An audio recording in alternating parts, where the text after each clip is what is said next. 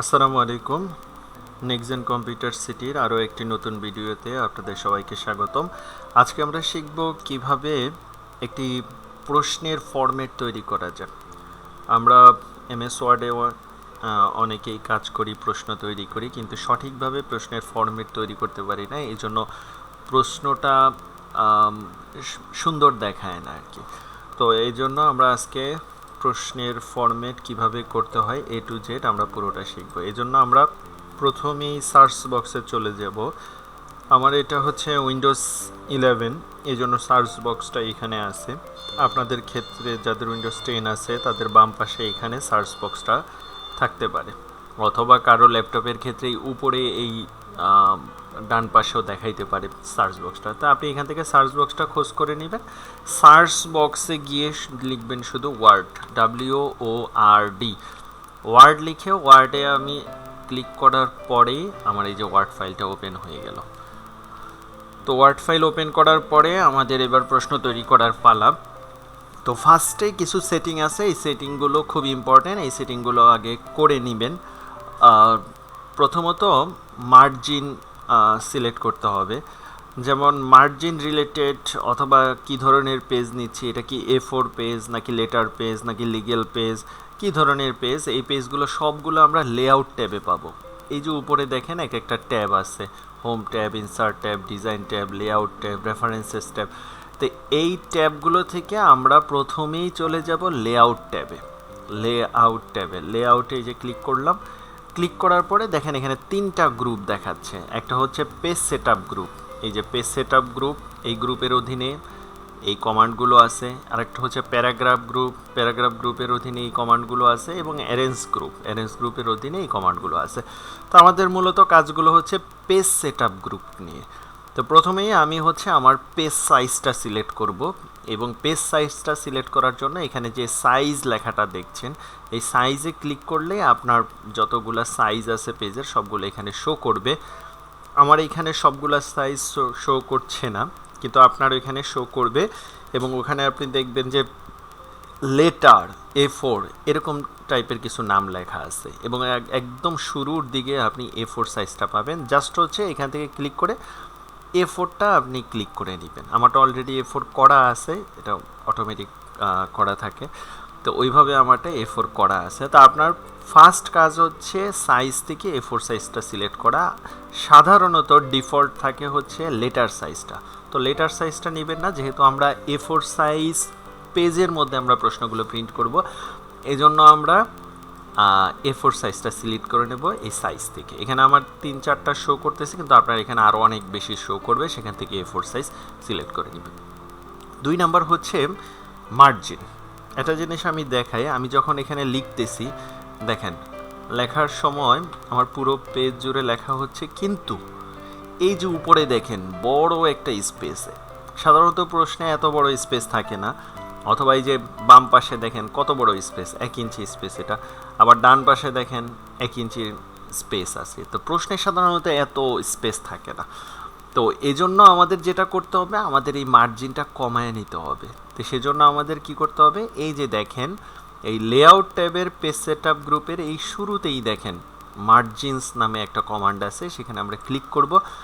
দেখেন আমাদের এই যে নর্মাল সাইজটা আছে, এই যে সব জায়গায় হচ্ছে 1 ইঞ্চি, টপ বোতম লেফট রাইট মানে উপরে নিচে ডানে বামে সব জায়গায় হচ্ছে 1 ইঞ্চি করে। আরেকটা হচ্ছে ন্যারো মার্জিন, এই যে 0.5 মানে উপরে নিচে ডানে বামে সব জায়গায় হচ্ছে 0.5 ইঞ্চি একটা মার্জিন হবে। তা আমি এটা সিলেক্ট করে নিচ্ছি, যেহেতু আমাদের এটা রেডিমেড করা একটা মার্জিন।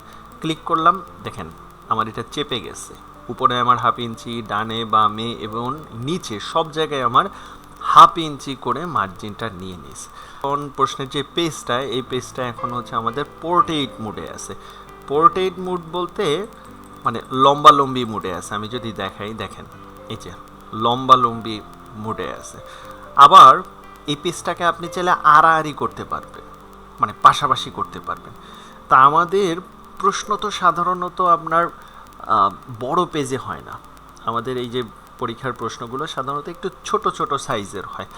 তা আমরা ওই ছোট সাইজের প্রশ্ন করার জন্য এই এরকম বড় পেজ রাখবো না, বা এই লম্বালম্বি রাখবো না, পোর্ট্রেট মোডে রাখবো না, আমরা এটাকে আড়াআড়ি করব, যেটাকে বলে হচ্ছে ল্যান্ডস্কেপ। এই ল্যান্ডস্কেপ করার জন্য সেটাও আপনার লেআউট ট্যাব থেকে করতে হবে। মার্জিনের পাশেই দেখেন ওরিয়েন্টেশন নামে একটা কমান্ড আছে, এই ওরিয়েন্টেশনে আমাদের ক্লিক করতে হবে। ওরিয়েন্টেশনে ক্লিক করার পরেই দেখেন আপনি দুইটা কমান্ড পাবেন, একটা হচ্ছে পোর্ট্রেট আর একটা হচ্ছে ল্যান্ডস্কেপ। তা আমরা এখান থেকে ল্যান্ডস্কেপটা সিলেক্ট করে দেবো। যখন ল্যান্ডস্কেপ সিলেক্ট করে দিছি দেখেন এটা আড়াআড়ি হয়ে গেছে পেজ, ঠিক আছে। তো আড়াআড়ি করারও একটা উদ্দেশ্য আছে যে আমরা পেজটাকে অর্ধেক করব, এই বরাবর আমরা একদম মাঝ বরাবর পেজটাকে অর্ধেক করে ফেলবো। তাহলে আমার ওই যে একদম পরীক্ষার প্রশ্নগুলো যেমন হয় ছোট ছোট, ঠিক তেমন কোয়ালিটির একটা প্রশ্ন হয়। তো আমরা পার্টিশন করে দুই ভাগ করে নিব। এই যে কলাম থেকে আমি 2 করে নিলাম। 2 করে নেওয়াতে যে জিনিসটা হয়েছে দেখেন, আমি এখন যদি লিখি দেখেন এটা পার্টিশন হয়ে গেছে, ওই পাশে এক পার্ট এই পাশে এক পার্ট। এইভাবে আমি লিখতে লিখতে লিখতে লিখতে যখন আমার একটা পেজ কমপ্লিট হয়ে যাবে তখন এটা অটোমেটিক আবার এই দ্বিতীয় পেজ থেকে, এই পাশের পেজ থেকে আবার শুরু করবে। আচ্ছা, তো আমরা আমাদের মোটামুটি পেজ সেট আপ কমপ্লিট, কিন্তু এখানে একটা জিনিস সমস্যা রয়ে গেছে, যে জিনিসটা আমি আপনাদের দেখাই। আমি পরের পাশে চলে আসার জন্য, আচ্ছা এই দেখেন, এই যে আমার পাশাপাশি দুইটা পেজ হলো। এখন দেখেন এই যে আমার এই পেজ যখন শেষ হবে, এই পেজটা শেষ হওয়ার পরে আমার কিন্তু অপর পেজ থেকে এই যে লেখাটা শুরু হবে এখানে। কিন্তু এখানে যে জিনিসটার সমস্যা হয়ে গেছে, এই যে মাঝখানের যে গ্যাপটা, এই গ্যাপটা একবারেই কম। এবং যে জিনিসটা হয় সাধারণত যখন আমরা এপিট এপিট প্রশ্ন করি, প্রশ্ন যখন ভাঙতে চাই তখন দেখা যায় ওই পাশের লেখাগুলোর সাথে অ্যাডজাস্ট হয় না, লেখাগুলো সহ ভেঙে যায়। এই জন্য মাঝখানের স্পেসটা আরেকটু বাড়াতে হবে। আমাদের মাঝখানের স্পেসটা দেখা যাচ্ছে এখানে 1/2 ইঞ্চির মতো আছে, তো এটা আমাদের 1 ইঞ্চি করে দিতে হবে। এই গ্যাপটা আমরা কিভাবে বড় করব আর কি, তো সেজন্য আমাদের যেটাতে যেতে হবে, কলামে যেতে হবে। কলাম থেকে এই যে মোর কলামস এখানে ক্লিক করতে হবে, একটা ডায়ালগ বক্স আসবে। এখানে একটু খেয়াল করেন, এই যে এখানে স্পেসিং 0.5 ইঞ্চিস এটা আছে, এটাকে আমাদের বাড়াইয়া দিতে হবে 1 ইঞ্চি। 1 ইঞ্চি দিয়ে আমি যখন ওকে করব দেখেন আমার স্পেসটা বেড়ে গেছে, ঠিক আছে। এখন দেখেন মোটামুটি এখন প্রশ্নটা ভাঁজ করলেও এপিট ওপিটেও যদি লেখা থাকে লেখাগুলো ভাঁজ হয়ে যাবে না। আচ্ছা, তো এবার আমি প্রশ্নের কাজে চলে আসি। এবার দেখেন আমরা প্রশ্নের শুরুতে যে জিনিসটা লিখি, প্রতিষ্ঠানের নাম, এরপর হচ্ছে পরীক্ষার নাম, শ্রেণী এবং বিষয়, এই 4টা জিনিস লিখব। তা আমি আমাদের মাদ্রাসা ইশরাত জেবিন মিতুটা ব্র্যাকেটে হবে, মিতু দাখিল মাদ্রাসা লিখলাম। এবং পরবর্তীতে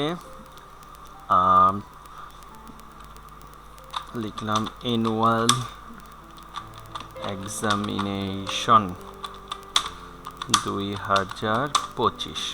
আচ্ছা, এরপর লিখব ক্লাস, ফর এক্সাম্পল এটা ক্লাস 9-এর জন্য প্রশ্ন করলাম।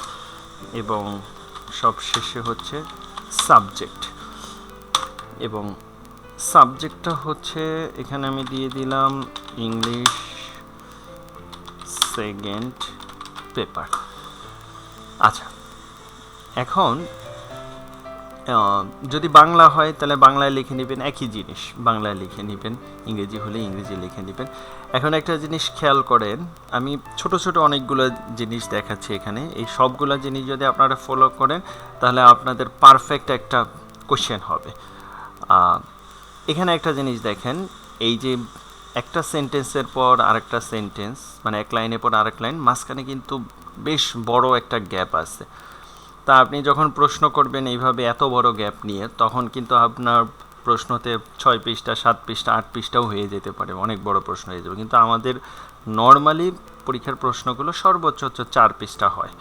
তো এত বড় করার সুযোগ নিয়ে আমাদের এই জন্য কী করতে হবে, গ্যাপগুলো ছোট করে ফেলতে হবে। তো এই জন্য আমাদের যেটা করতে হবে, এই পুরা লেখাটুকু আমরা সিলেক্ট করব, পুরা লেখা সিলেক্ট করব, করে আপনি এই যে এখানে দেখেন লেআউট ট্যাবের দ্বিতীয় যেই গ্রুপটা আছে প্যারাগ্রাফ, এই প্যারাগ্রাফ গ্রুপের এই নিচে যেখানে একটা তীর চিহ্ন আছে, এই তীর চিহ্নতে ক্লিক করবেন, এরকম একটা ডায়ালগ বক্স আসবে।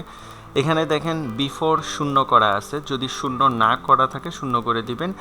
আফটার 8 পিটি আছে, তাহলে এইটাকে আমরা এই যে ডাউন এরোতে যখন ক্লিক করতেছি 6 হয়ে গেল, আরেকবার ক্লিক করলাম 0 হয়ে গেল, এখন দুইটাই 0।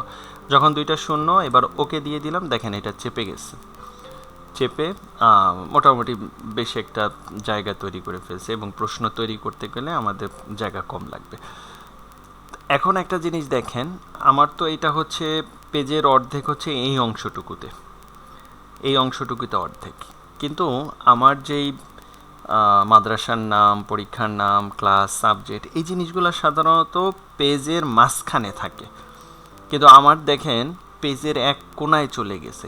এখানে কিন্তু অর্ধেক করা পেজ, তার মানে অর্ধেকের মধ্যে আমার সেন্টারে থাকবে, কিন্তু অর্ধেকের মধ্যে আমি দেখতে পাচ্ছি এটা বাম দিকে চেপে গেছে।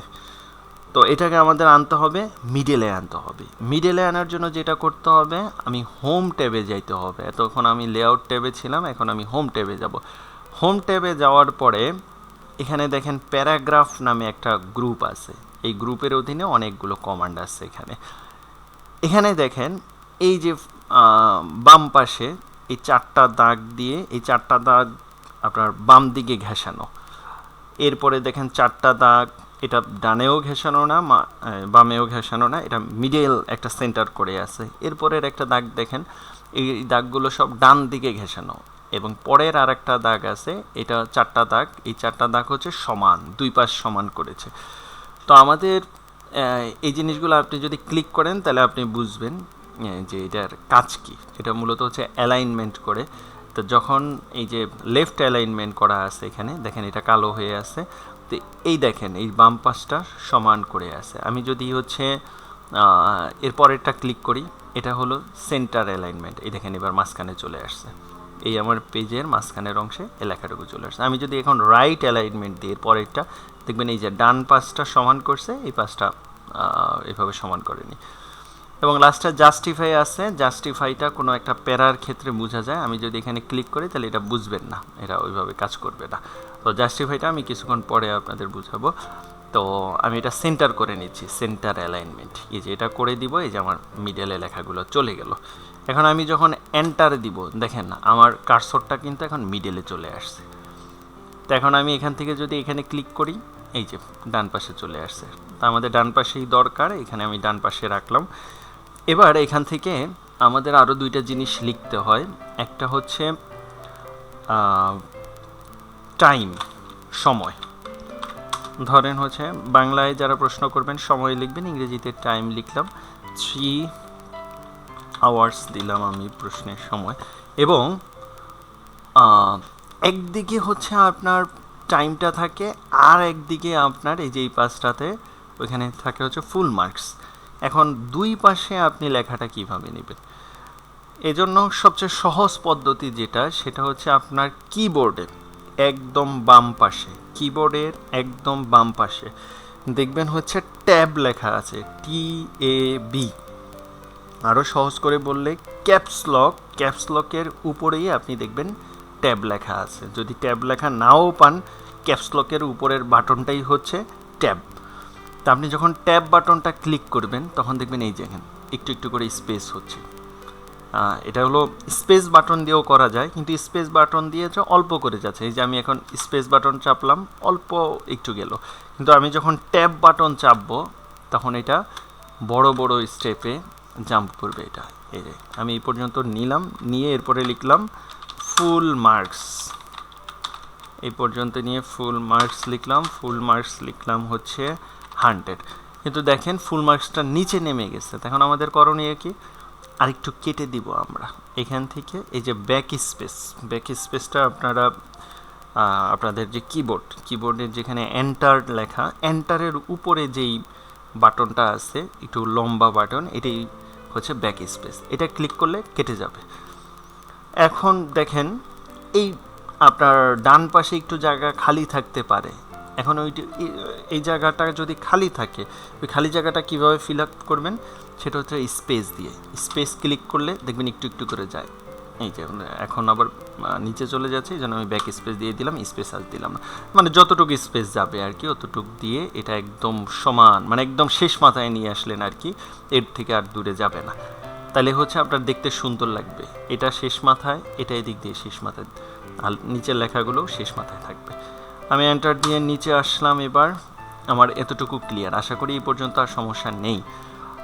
আর একটা জিনিস, অনেক সময় আমরা এই যে মাদ্রাসার নাম বা স্কুলের নাম, কলেজের নাম, এই জায়গাটা বড় করতে চাই। তো এটা আমি দেখাই দিই কীভাবে করবেন। প্রথমে সিলেক্ট করবেন, সিলেক্ট করে এই যে দেখেন এখানে উপরে ফন্টের হোম ট্যাবের ফন্ট গ্রুপে এই যে 11 করা আছে। তো এটাকে সিলেক্ট করে আমি এখানে 16 দিয়ে দিলাম। এই যে একটু বড় হয়ে গেছে, ঠিক আছে। তো আপনারও এইভাবে সিলেক্ট করতে হবে। সিলেক্ট করে এরপরে ওইখান থেকে আপনার নাম্বারটা বাড়াতে হবে। আচ্ছা, এবার ধরেন আমি 1 নাম্বার প্রশ্ন দিলাম, 1 নাম্বার ক্লিক করলাম। এখানে একটা সমস্যা হয়, দেখেন আপনি চাচ্ছেন যে একটা এই যে টাইমের টি বরাবর থাকবে, কিন্তু 1 লিখে যখন আপনি স্পেস দিলেন, এই যে আমি আবার দেখাই, 1 লিখলাম, একটা ফুল স্টপ দিলাম, এবার স্পেস বাটনে ক্লিক করলাম, দেখেন একটা সরে গেছে, কিন্তু আপনি চাচ্ছেন টাইম বরাবর থাকবে। তো এই জন্য কী করতে হবে, এই যে কার্সরটা, এই কার্সরটা এই 1-এর উপর নিয়ে মাউসের লেফট বাটন ক্লিক করবেন, দেখবেন এরকম একটা মার্ক হয়ে যাবে আর কি। তো এরপর মাউসের লেফট বাটন এটার উপর ধরে টেনে এদিকে নিয়ে যাবেন, দেখবেন একটা দাগ আসছে এখানে টি পর্যন্ত নিয়ে আসার পর ছেড়ে দিবেন, দেখবেন এই যে একটা এদিকে চলে গেছে, ঠিক আছে। তো এটা লেখার পরে আমি লিখলাম, ধরেন read the passage carefully and answer the following questions. বাস এতটুকু দিলাম আমি, রিড দ্য প্যাসেজ। এরপর আমি এন্টার চেপে দিলাম। এন্টার চেপে দিলেই দেখবেন যে অটোমেটিক 2 চলে আসছে। আবার মনে করেন কিছু লেখার পর আবার এন্টার চাপলে অটোমেটিক 3 চলে আসবে। তো সব জায়গায় আপনার এরকম সিরিয়ালি নাম্বারের প্রয়োজন পড়বে না। যদি এরকম 2 চলে আসে, ব্যাক স্পেস দিয়ে আপনি নাম্বারটা কেটে দিবেন। আরও একটা যদি চাপ দেন তাহলে দেখেন এখন 1-এর বরাবর কার্সরটা চলে আসছে। ধরেন ওখানে একটা প্যাসেজ লিখবো আমি শর্টকাটে একটা প্যাসেজ লেখার ট্রাই করতেছি। ধরেন এটি আমার প্যাসেজ। আচ্ছা, এই যে এটা একটা প্যাসেজ। এখন আমাদের প্যাসেজটাতে যে এই জিনিসটার সমস্যা, দেখেন আমাদের এই প্যাসেজটা একটু অসুন্দর দেখাচ্ছে। কি কারণে অসুন্দর দেখাচ্ছে, আমাদের লেফট সাইডের অ্যালাইনমেন্টগুলো ঠিক আছে, একদম সোজা, কিন্তু রাইট সাইডের অ্যালাইনমেন্টগুলো দেখেন এটা একটু বেশি, এটা কম, এইভাবে আছে। তা আমরা চাচ্ছি যে লেফট সাইডের অ্যালাইনমেন্টগুলো যেমন হচ্ছে একদম সমান, আমাদের রাইট সাইডেও একই রকম থাকবে। তো এই জন্য আমাদের কী করতে হবে, এই পুরো প্যাসেজটা সিলেক্ট করতে হবে। মানে আপনি যতটুকু অ্যালাইনমেন্টটা সমান করতে চাচ্ছেন অতটুকু আপনার সিলেক্ট করতে হবে। সিলেক্ট করার পর আপনি এই প্যারাগ্রাফ গ্রুপে চলে যাবেন। আমরা একটু আগে এখানে অ্যালাইনমেন্ট সম্পর্কে জেনেছি, এটা লেফট অ্যালাইনমেন্ট ছিল, এটা সেন্টার অ্যালাইনমেন্ট, এটা রাইট অ্যালাইনমেন্ট ছিল, এবং লাস্টে আমরা আরেকটা কথা বলছিলাম যে জাস্টিফাই। এটা প্যারাগ্রাফ ছাড়া আপনারা বুঝবেন এটা কিভাবে কাজ করে। এইটা হচ্ছে মোটামুটি 2 দিকে সমান করবে, লেফটেও সমান করবে, রাইটেও সমান করবে। বাকি প্রথমটা লেফটে সমান করছে, এরপর এটা সেন্টার ঠিক রাখছে 2 পাশে, এবার যেমনই হোক, এরপর এটা রাইটে সমান করছে, এবং এটা হচ্ছে জাস্টিফাই 2 দিকেই সমান। আমি যখন ক্লিক করলাম দেখেন আমার রাইট সাইডও সমান করেছে, লেফট সাইডও সমান করেছে, ঠিক আছে। তো ধরেন এটা আমার একটা প্যাসেজ ছিল, আর এটা সাধারণত আমরা রিড দ্য প্যাসেজ, এটা তো এখনও কোয়েশ্চেন দেই নেই, তো আমাদের কোয়েশ্চেনটা এখান থেকে শুরু হবে। আমি এখানে 1 দিলাম, দেখেন একটা আবার সরে গেছে, এখানে টেনশনে কিছু নাই, ক্লিক করব এখানে, ক্লিক করে টেনে ধরে এই কোনায় নিয়ে আসবো, ব্যাস। এবার হচ্ছে লিখলাম ধরেন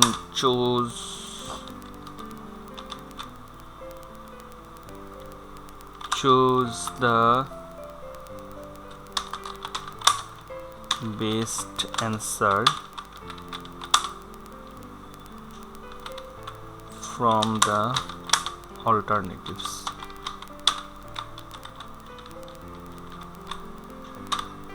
আচ্ছা, তো আমি এখানে কিছু এমসিকিউ প্রশ্ন দিলাম আর কি, দিব আর কি। ধরেন এখানে আমার পাশে কিন্তু আমার নাম্বারটা লিখতে হবে, ওই যে একই স্টাইলে আপনার যাইতে হবে, ট্যাব বাটন চেপে এই যে বড় বড় জাম্প করবে, তাহলে 3বার দিলাম আর এই কোনায় চলে আসছে। আমি যদি এখন নাম্বার লিখি, যেমন মার্কস হচ্ছে আমি ধরেন 10টা দিব এমসিকিউ করছে, তাহলে প্রতিটা হচ্ছে 1 নাম্বার করে 1। এবার হচ্ছে গুণ চিহ্ন, এই গুণ চিহ্নটা কিন্তু আপনি কিবোর্ডে পাবেন না। কোথায় পাবেন গুণ চিহ্নটা? পাওয়ার জন্য আপনার এই যে উপরে যে ইনসার্ট ট্যাবটা আছে, ইনসার্ট ট্যাবে যাবেন, হোম ট্যাবের পাশেই ইনসার্ট ট্যাব আছে, এখান থেকে সিম্বলে যাইতে হবে আপনার। একদম লাস্টে দেখবেন সিম্বলস গ্রুপের মধ্যে সিম্বল নামে একটা কমান্ড আছে, এখানে যখন ক্লিক করবেন, ক্লিক করলেই এই সিম্বলের মধ্যেই দেখবেন শুরুর দিকে আপনার এই যে গুণ চিহ্নটা আছে। আপনাদেরটা আরও শুরুতে থাকতে পারে, মাঝে থাকতে পারে, আমারটা এখানে আছে। তো এখানে ক্লিক করলাম, দেখেন গুণ চিহ্নটা চলে আসছে, ওইটার কাজ শেষ। তো 1 × 10 আপনার কিবোর্ডে ইকুয়াল টু আছে, ইকুয়াল টু হবে 10। এখন আমার নিচের লাইনে চলে আসছে লেখাটা, আমি এক স্পেস উপরে উঠাই দিব, ক্লিক করলাম, যাচ্ছে না, আরও একটা দিলাম, এবার উপরে আসছে। এখন দেখেন আমার এই পাঁচটার সাথে সমান হচ্ছে না। এখন যদি আমি ট্যাব ক্লিক করি, নিচে চলে যেতেছে, তার মানে ট্যাবের স্পেসটা বড়। তা আমাকে কি করতে হবে? ছোট ছোট স্পেস দিয়ে এই কোণায় আনতে হবে। এই জন্য আমি স্পেস বারটা চাপবো, স্পেস বারটা 1টা 2টা 3টা 4টা এইভাবে আমি চাপতেছি, চাপতে চাপতে এই কোণায় চলে আসছে, নিচে চলে গেলে এবার আমি ব্যাক স্পেস দিয়ে আবার উপরে উঠাইছিলাম, বাস একদম শেষ মাথায় এখন আছে। এবার মনে করেন নিচে চাপ দিলে আবার 2 চলে আসছে, আমার 2 দরকার নেই, তাহলে ব্যাক স্পেস চেপে 2 কেটে দিলাম। এখন আমি ধরেন হচ্ছে মাল্টিপল চয়েস লিখবো। এখন আমার এত সময় নাই, আমি শর্টকাটে কিছু প্যাসেজ আইনে আমি জায়গাটা ভরাট করে ফেলবো। যেমন হচ্ছে আমি ধরেন এইটা, ধরেন এই যে এটাই আমার মনে করেন প্যাসেজ, এগুলো সব লিখলাম। সবগুলোর মধ্যে একটা জিনিস দেখেন, সবগুলাতে এই যে অ্যালাইনমেন্টটা ঠিক নেই রাইট সাইডের। তা আমি কী করলাম, সবগুলো সিলেক্ট করলাম যে পর্যন্ত অ্যালাইনমেন্ট ঠিক নেই। সিলেক্ট করার পরে হোম ট্যাবে চলে গেলাম, প্যারাগ্রাফ ট্যাবের জাস্টিফাই ক্লিক করলাম, 2 পাশ সমান হয়ে গেল, ব্যাস। ধরেন আমার 1 নম্বর প্রশ্ন অনেক বড়, এই পর্যন্ত আসছে, এখন আমি 2 দিব।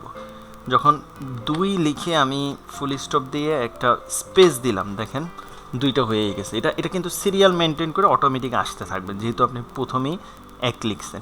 তো এখন যদি মনে করেন আমি এই যে 2টা কেটে দিয়ে যদি আমি লিখি 3 দিয়ে আমি স্পেস দিলাম, দেখবেন এটা অটোমেটিক 2 হয়ে যাবে, কারণ যে প্রথমে আছে 1, ও মনে রাখছে এইটা নাম্বারিংটা, এরপর হচ্ছে 2, এভাবে অটোমেটিক আপনি সামনে যখন নাম্বারিং করবেন এইভাবে অটোমেটিক 3 আসবে, 4 আসবে। বাংলার ক্ষেত্রে একটু সমস্যা করে, বাংলাটা হচ্ছে ম্যানুয়ালি করতে হয়, ইংরেজির ক্ষেত্রে এইভাবে আসে আছে কি। আচ্ছা, এখন 2 নম্বরে মনে করেন আরেকটা প্রশ্ন দিবেন, ধরেন হচ্ছে answer the following question, answer the following questions. আচ্ছা, অ্যান্সার দ্য ফলোয়িং কোয়েশ্চেন, আমি আবার ট্যাব বাটন চেপে চেপে কোনায় নিয়ে আসলাম। ধরেন হচ্ছে আমার কোয়েশ্চেন হচ্ছে 5টা দিব, তাহলে 5 আমার গুণ আনতে হবে। ইনসার্ট ট্যাবের থেকে সিম্বলে গেলাম, এখান থেকে গুণ চিহ্নটা নিলাম, কত করে প্রতিটায় 2 নাম্বার করে, ইকুয়াল টু 5 দুগুণে কত হলো 10, এই হচ্ছে আমার ফুল মার্কস।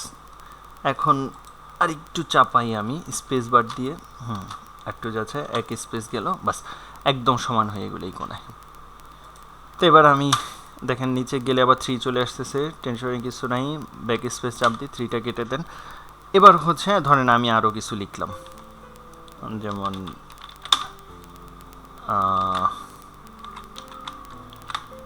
ধরেন এই যে এতটুকু, অথবা এটা আমি আর একটু কপি করে আর একটু বড় বানাইতে পারি। আচ্ছা, এই পর্যন্ত ধরেন আমার এই যে কমপ্লিট, প্রশ্নটা কমপ্লিট। 4 পেজ হইল আমার এই প্রশ্নটা। সাধারণত 100 মার্কসের কোয়েশ্চেনে সৃজনশীল করতে গেলে অথবা ইংরেজি সেকেন্ড পেপার ফার্স্ট পেপার প্রশ্নগুলো করতে গেলে এরকম 4 পেজ হয়ে যায়। কিন্তু দেখেন ওই যে ফার্স্টে এইখানে স্পেসগুলো খুব কম ছিল, তা আপনি যখন যদি স্পেসগুলো না কমাতেন তাহলে কিন্তু আপনার 4 পেজে প্রশ্নগুলো কমপ্লিট হতো না। তাই জন্য স্পেসগুলো কমাতে হবে, কমিয়ে এরপর প্রশ্ন করতে হবে। আচ্ছা, এই পর্যন্ত হওয়ার পরে এখন আপনাদের যে জিনিসটা মাথায় রাখতে হবে, এই একটা পেজ, এটা কিন্তু এই মাঝ বরাবর ভাঙা হবে। একটু চিন্তা করেন, অথবা যদি হাতে কোনো কাগজ থাকে এরকম A4 সাইজের কাগজ, তো ওইটা নিয়েও ট্রাই করতে পারে। যখন এরকম একটা পেজে আপনার প্রশ্ন করা হবে তখন ঠিক এই মাঝ বরাবর একটা ভাঙা দেওয়া হবে পেজটাতে। ধরেন এই প্রশ্নটা আপনি বের করলেন, বের করার পরে যখন আপনি ভাঙলেন, আপনি না বুঝলে আপনি একটা পেপার নিয়ে এইভাবে ভাঙেন, ভাঙার পরে দেখবেন এই পেজটা আপনার ফার্স্ট পেজ হয়ে গেছে। এই পেজটা, এই পাশের ডান পাশের পেজটা, এবং এই পাশ থেকে আপনি কি পেজটা আবার উল্টাতে পারবেন, পরের পেজে যেতে পারবেন, কিন্তু এই পেজটা হচ্ছে লাস্ট পেজ। এখন বাচ্চাদেরকে তো আপনি প্রথমটা লাস্টে দিলেন না লাস্টেরটা ফার্স্টে দিলেন, এভাবে দিলে তো প্রশ্নটা এলোমেলো হয়ে যাবে, বাচ্চাদের কাছেও এলোমেলো লাগবে। তো এই জন্য যেটা আমাদের করতে হবে, একদম লাস্ট পেজটা লাস্টে থাকবে। তো একদম লাস্ট পেজটা আমরা পুরাটা সিলেক্ট করব। এই পুরাটা সিলেক্ট করে কন্ট্রোল সি, আচ্ছা আমি আরও শর্ট করে দিই, পুরোটা সিলেক্ট করার পরে হোম ট্যাবে যাব। হোম ট্যাব থেকে একদম শুরুতেই দেখবেন ক্লিপবোর্ড নামে একটা গ্রুপ আছে। এই গ্রুপের মধ্যে কিছু কমান্ড আছে, কাট, কপি, পেস্ট, ফরম্যাট, প্রিন্টার, এরকম কিছু কমান্ড আছে। এই কমান্ডগুলো থেকে আমরা সিলেক্ট করব কাট মানে হচ্ছে একদম কেটে নিয়ে যাবে, এখানে কোনো চিহ্ন থাকবে না। আর কপি মানে হচ্ছে মানে জাস্ট এই লেখাটাকে কপি করে আরেক জায়গায় স্থানান্তর করবে, এখানেও থাকবে ওখানেও থাকবে, দুই জায়গায়। তো আমরা কপি করব না, একদম পুরো লেখাটা ধরে নিয়ে যাবো, এই জন্য আমাদের কাটে ক্লিক করতে হবে। দেখেন আমরা যখন কাটে ক্লিক করব পুরো লেখাটা কাট হয়ে যাবে, দেখেন এখানে কিন্তু নাই লেখা। এখন আমাদের যেটা করতে হবে, এই যে এখানে এটা তো লাস্ট পেজ, এটা তো ফার্স্ট পেজ না, লাস্ট পেজে এই আমরা লাস্ট পেজের লেখাটা এখন লাস্ট পেজেই পেস্ট করে দিব। তো এখন এখানে দেখেন উপরে তো আর জায়গা নাই, এটাই আমাদের এখান থেকে জায়গা শুরু। আমরা এন্টার চাপ দিয়ে একটু নিচে নামবো, তাহলে আমাদের উপরে একটা জায়গা হবে। যখন এই জায়গাটা হবে, এবার এই একইভাবে হোম ট্যাবের ক্লিপবোর্ডের পেস্ট, এই পেস্টে ক্লিক করবেন। পেস্টে ক্লিক করলেই দেখেন এই লাস্টের পেজের লেখাটা এই পেজে চলে আসছে। এখন দেখেন মাদ্রাসার নাম আবার এখানে চলে আসছে, তা আমি আবার এন্টার চেপে দিলাম, পাশের পেজে আবার চলে গেল। ঠিক আছে, এখন দেখেন এইটা আমার ফার্স্ট পেজের প্রশ্নের ফার্স্ট পেজ, এইটা আমার সেকেন্ড পেজ, এইটা আমার থার্ড পেজ, এবং এইটা হচ্ছে লাস্ট পেজ। যদি প্রিন্ট করতে চান তখনও আপনি বুঝবেন যে কিভাবে first page, second page, third page, অথবা যে প্রিন্ট করে তার কাছেও যদি আপনি নিয়ে যান এই ফরম্যাটে, সে কিভাবে প্রিন্ট করে আপনি দেখলেই বুঝে যাবেন। একবার প্রিন্ট করা দেখলে আপনি বুঝে যাবেন যে কিভাবে এইটা ফার্স্ট পেজ হয়, কিভাবে এটা লাস্ট পেজ হয়, এবং এই দুইটা পেজ মাঝের পেজ হয়ে যায়। এটা যে প্রিন্ট করে তার কাছে আপনি দেখলেই, একবার প্র্যাকটিক্যালি দেখলে বুঝে যাবেন। তো মোটামুটি আমাদের এই যে প্রশ্নটা করা শেষ, একদমই দেখেন সুন্দর একটা প্রশ্ন তৈরি হয়ে গেল।